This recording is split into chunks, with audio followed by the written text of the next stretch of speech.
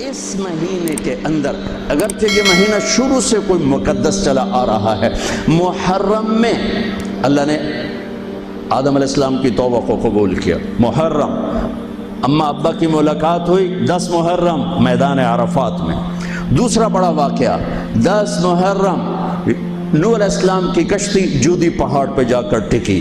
اس کے بعد تیسرا بڑا واقعہ 10 محرم موسیٰ علیہ السلام نے سمندر پار کیا اور فرعون ڈوبا۔ چوتھا بڑا واقعہ 10 محرم یونس علیہ السلام مچھلی کے پیٹ سے باہر نکالے گئے اور اللہ تعالیٰ نے ان کی حفاظت فرمائی۔ ایک پوری فہرست ہے، میں نے آپ کو 3-4 سنا دیے۔ اور پھر اس سب پر چھا گیا میرے نبی کے نواسے اور پورے خاندان کی شہادت۔ یہ کتنا بڑا خاندان ہے پہلے یہ سنو۔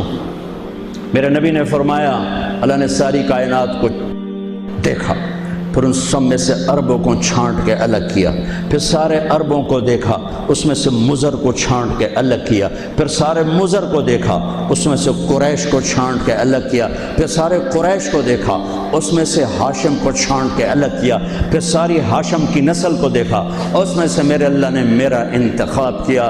انا خیرکم ابن و نفسا، میرے جیسا عالی نسب کوئی نہیں، میرے جیسا عالی خاندان کوئی نہیں۔ عبداللہ سے آدم علیہ السلام تک کسی سے زنا نہیں ہوا، سب پاک دامن ہیں، سب پاک دامن ہیں، سب پاک دامن ہیں۔ میرا نبی پاکیزہ سلسلوں سے آئے اور ہر باپ کا ماتھا روشن ہو جاتا تھا جدھر میرے نبی کا نور جاتا تھا۔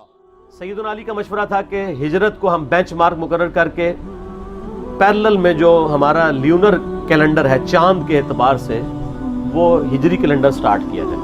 ویسے لیونر کیلنڈر تو اسلام سے پہلے کا ہے، سولر بھی اور لیونر بھی، لیکن پھر یہ اسلام کے ساتھ ہی منسوب ہو گیا۔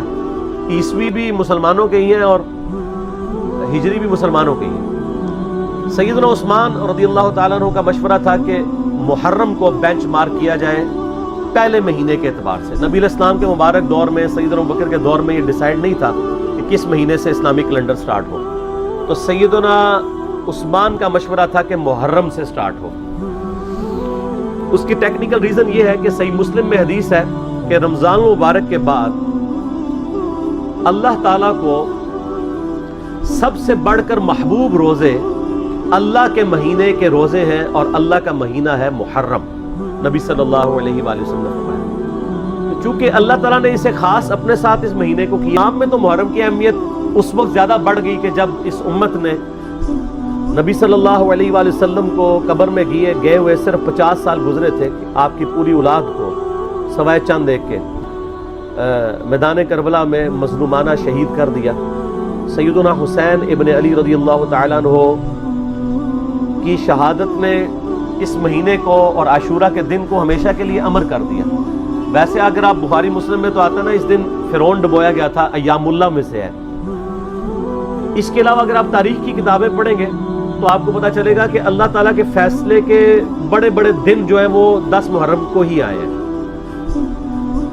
10 محرم کے دن ہی یونس علیہ السلام کو مچھلی کے پیٹ سے نجات ملی تھی۔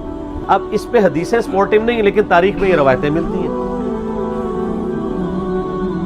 10 محرم کے دن ہی اللہ تعالیٰ نے سیدنا آدم علیہ السلام اور سیدہ حوا کی ملاقات۔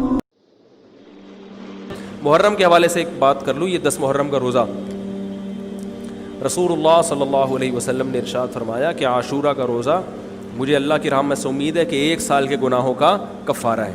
تو بڑی فضیلت ہے۔ رمضان کے بعد سب سے زیادہ فضیلت عاشورہ کے روزے کی ہے، 10 محرم کا روزہ۔ سمجھ رہے ہیں محرم میں ہمیں شریعت نے کیا کرنے کا حکم دیا ہے، اسلام کیا کہتا ہے؟ پہلی بات اسلام یہ کہتا ہے کہ محرم میں روزے رکھنا دوسرے مہینوں کی نسبت زیادہ ثواب ہے۔ رمضان کے بعد تو زیادہ سے زیادہ روزے رکھیں، اور اسپیشلی 10 محرم کا روزہ 1 سال کے گناہوں کا کفارہ ہے، یہ اور زیادہ ثواب ہے۔ دوسرا کام، محرم میں گناہ دوسرے مہینوں کی نسبت زیادہ، اس کی قباحت زیادہ بڑھ جاتی ہے، کیونکہ 4 مہینے محترم ہیں، شوال، ذیقعد، ذیقعدہ، ذی الحجہ، محرم اور رجب۔